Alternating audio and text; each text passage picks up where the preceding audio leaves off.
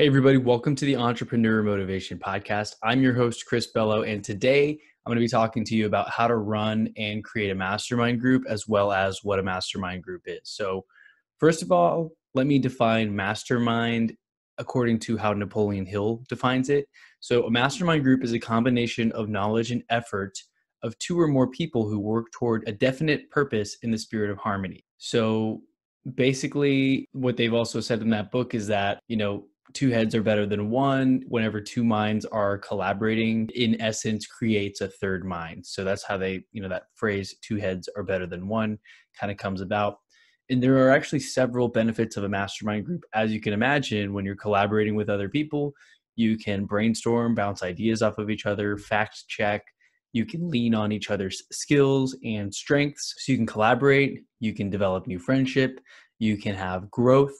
You can do cross promotion. There can be like a great referral source. I think there's a group called BNI in different cities across the nation. And basically, they have a few of each person where you can just refer business to each other, which seems really helpful. And then you can also lean on each other for resources as well as accountability. I mentioned on the episode where I talked with my friend Lilo that we had a mastermind session where we brainstormed and we wrote down all the tools that we use. And he and his business partner have been running successful businesses and growing at crazy speed. And they're already in 3 cities in Texas. And they even learned from some of the things that we talked about that they weren't even using. They were just using Google Sheets and stuff. So they were able to see the benefits. And I got to learn. We all learned, because if we came up collectively with a list of 50 tools and resources to use, and we each knew maybe like 8 to 10 of them, that means that we learned 40 other ones. And of course, like I always talk about, you may not need to do all of those. We tried to chunk them up. So we said like, hey, these 5 are landing page software, funnel software. These all kind of do the same thing. Here are email autoresponder software. So find the one that works best for you. And in terms of creating and running a mastermind group, there's a couple different steps. I looked up a few different articles to see what they recommend. And here were a couple of the main ones that I followed when I created my mastermind group with a friend, and some of the steps that I saw online as well. So first, choose the type of group that you want. Are you going to be focusing on a main topic, a main theme? Are you solely about business? Are you going to cater to men and women? Are you sticking to just men? There are different kinds of groups, right? Because people have their avatar of who they want to have in their group. What kind of group is it going to be? What kind of activities? Are you going to have like religious business people and talk about religion and business, or is it going to be strictly business? So choose the type of group that you want to have. Second, I would say identify a founding team and really figure out what the size of your ideal mastermind group would be. So my friend Safir, he's also been on this podcast before. He has a company called Hamper. They have really cool dry cleaning drop-off kiosks where across town, when you're in an office building, you can just drop off your clothes in a kiosk. And you can also do pickup and delivery for dry cleaning and laundry. So I could sit here and I could have all my dry cleaning in a bag. They can come and pick it up. I drop it off, and then they return it to me all dry cleaned or laundered or whatever in 2 days. So Safir actually approached me and was like, hey man, we should start a mastermind group. This would be great. Napoleon Hill talks about it, Think and Grow Rich and all of that. So we met. I thought of a few friends to invite. He thought of a few friends to invite, and we invited everybody. And we had like a founding group of 5 people that we had the first meeting. And so that was a really good intimate size. And we actually call that the OG Mastermind Group. So anytime we say OG MMG, that's like the original mastermind group. We did try to expand, and we had a couple of sessions where there were like 12 or 13 people that came out. And then it became kind of inconsistent because we would do a meeting every 2 weeks before coronavirus. So we did a couple of Zoom calls. We've all been kind of busy lately. So I've kind of dropped the ball on meeting lately, to be honest with you.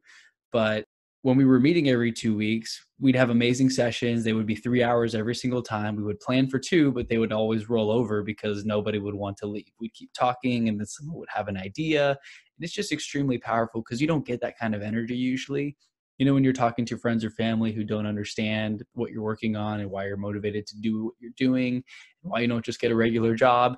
When you meet other people that are in the same boat, it's just like that energy. You fuel each other because you're all excited about your ideas. Everyone's showing their little notes app on their phone with all the ideas that they've thought of different businesses and suggestions on things that can be improved in the world, after we all kind of solidify what we're working on now. And so it was just really cool to have that kind of energy. But I found that, one week we'd have 12 people, the next week there'd be like 3, and I'm like not getting any responses on the group message. So I'm like, who's actually coming? And then someone might come an hour late, and then they're texting where we are, hey, can you let me in? The door's locked at the place that we were meeting up. So it was a little bit crazy where I didn't know how to hold people accountable to meeting, and I didn't know who was coming on a certain week and who wasn't going to make it and who came, an hour late. I never knew until we got there, and sometimes it was good. Sometimes it had pretty weak turnout, but every time I showed up and I enjoyed it and we got something out of it for whoever made it. The other frustrating thing was that if we had people come one week and not come the next, and then they came the following time, they might try to talk about something or bring up a subject that we talked about the time that they didn't come. And there were even a few sessions where I brought my laptop and my webcam and I had my podcast mic, and I actually just recorded the full 2-hour session and I uploaded the video on YouTube as unlisted so that I could provide the link. And I converted the audio part to an MP3. So that's kind of a cool way to capture it as well, where anytime we want to, we can go and listen to that. I mean, it is 2 hours, but if we had any breakthrough moments or eureka moments, sure, you could write them down. But if you're listening to it again, you can kind of get engaged in the conversation. So that's something that I was doing. So step 1 was to choose the type of group that you want to have. Step 2 was to identify a founding team and the ideal size. I think like 5 people is great, maybe 10 people tops. If it gets to be too many, you start to have some of those problems that I was just talking about. Step 3 will be to establish ground rules and your desired meeting format. What is it that you're going to want to talk about? What is the format that you want to do? So for our mastermind meetings, we always start with something that I actually learned this in college in a group that I was in, but we call it happy crappy. So everybody talks about one thing that was happy in their life this week, and then somebody talks about the crappy thing that happened. And so it's not about to be negative. Like, that's not the goal, to be negative and highlight something that wasn't good. It's just to talk about something that was like a win and something that was a loss. And sometimes people are like, hey, honestly, I have no crappies. Or they're like, hey, this crappy actually kind of is a happy, because, we're all Tony Robbins fans. We're like, this is happening for us, not to us. So if something sucks, we can see the positive in it. Step 4, follow the agenda as closely as possible. Again, I mentioned we tried to stick to 2 hours. It's continued to go to the 3-hour mark when we would meet in person before the whole COVID-19 thing. And it's fun. We try to make sure we talk about a certain topic. We do our happy crappies. We all talk about how can we solve a problem for each person in the group to get them to the next level, to break past whatever next barrier that they're having. And then, as things are starting to wrap up, as we start to get to the end of the meeting, I let everyone know, like, hey, we're kind of running up towards the end of the time. Does anyone have anything else they want to talk about? What do you guys want to talk about in the next meeting? So we think of a topic that we'd like to cover the next time.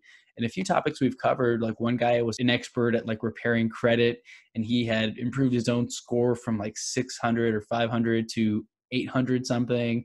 He's a very good credit score. He was showing us the numbers. We were writing it on the board.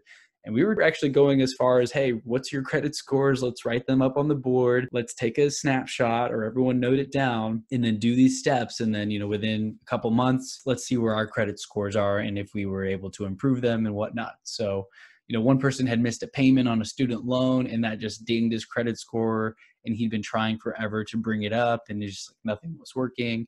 And then we learned a couple of cool strategies. For example, like, signing up for more credit cards, but not maxing them out, obviously.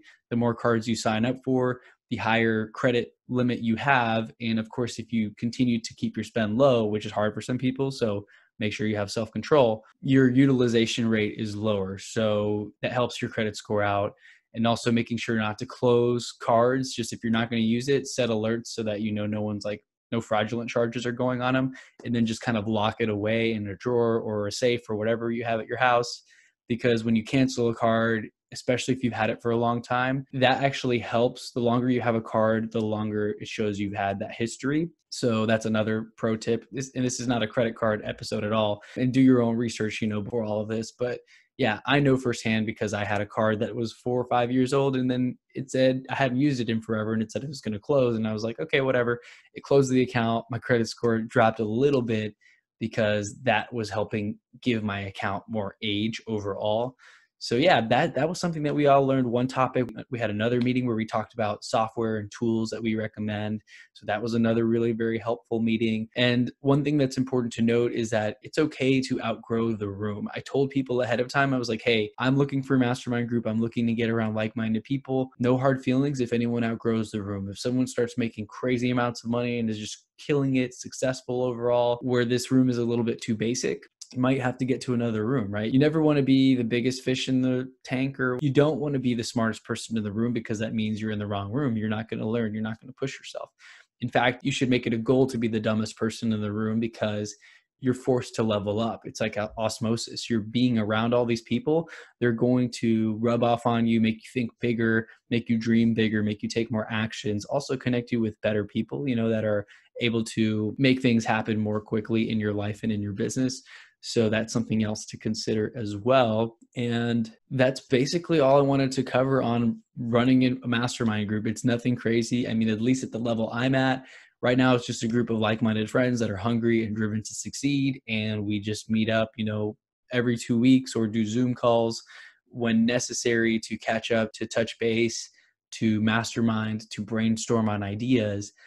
And eventually, I mean, I would love to be a part of some kind of mastermind group where maybe you got to pay and it's like 50 people and it's limited. And maybe you fly to Costa Rica and you spend a weekend out there 2 times a year. Like, that's the kind of thing that I'm looking for, where I can make friends that are at the next level, who maybe they're in my little niche, right? Because right now we've got people in the dry cleaning, like tech space, and audio visual company space, and then I'm in real estate. So you can even get very specific. I could get in a mastermind that's real estate related only, and that would force me to meet other top producing real estate agents, investors, maybe contractors or flippers who are just crushing the game. And that could help me build a solid foundation of people who can directly, like, we can directly help each other out and do deals and work together, and have services that complement each other, if that makes sense. So I'm very much still trying to find my way with the mastermind group and get things, dialed in. And the whole coronavirus thing kind of slowed us down, because we did 2 Zoom meetings 2 weeks in a row. But then, some people joined, some people didn't. And I was like, hey, so I'm just going to skip out for now, and let's wait and see. Once things go back to normal, we can start up the MMG meetings again and maybe redefine what the goal is, how seriously we should be taking this, right? It should be a priority for us, for all of us. We should make time for this no matter what, if possible, right? So that's all I have for you today. I hope you enjoyed this episode. If you're watching this on YouTube, please comment below if you have any questions, and I'll do my best to answer them. Or if you have any suggestions, if you've found something that works better than what I just talked about, I'd love to learn about it. I just did a little bit of research before creating this video to make sure that my process for creating the mastermind kind of aligns with what other people suggest you do. And fortunately, yeah, I mean, you got to choose the group, you got to find your team, you got to stay consistent, have an agenda if possible, to make sure, you're giving equal speaking time to different members of the group. Make sure you're helping brainstorm and solve problems so that people feel like they're taking something away that they can actually implement immediately in their businesses and in their lives. And it's okay to outgrow the room. You may outgrow your accountability group, your mastermind group, and that's totally fine. No tough love. You can stay friends, but you just want to get to the next level. You might have to surround yourself with some people who are a little bit further ahead of you, because I think I've mentioned this before as well. Sometimes it could be like the blind leading the blind, right? If I try to ask my group for real estate help and no one's in real estate, I'm not really going to get much help in the real estate space. But you never know who they know. They may know someone who's way further ahead in real estate than me. They can make the introduction because we're friends. And maybe it's like their uncle who's a top producing real estate agent in Houston, set up the coffee meeting, add value, and then we go from there, and that relationship gets to flourish as well. So with that being said, I hope you all had a great day, or will have a great day, depending on when you're listening to this, morning or night. And stay tuned for the next episode of the Entrepreneur Motivation Podcast. I appreciate you. Thank you so much for listening, and I'll talk to you on the next episode.